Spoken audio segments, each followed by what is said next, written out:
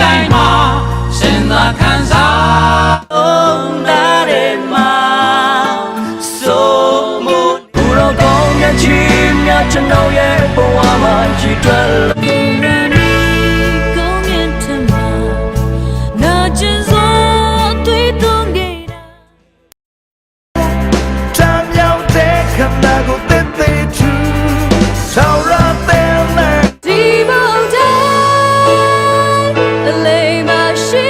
ဆိုင်ရ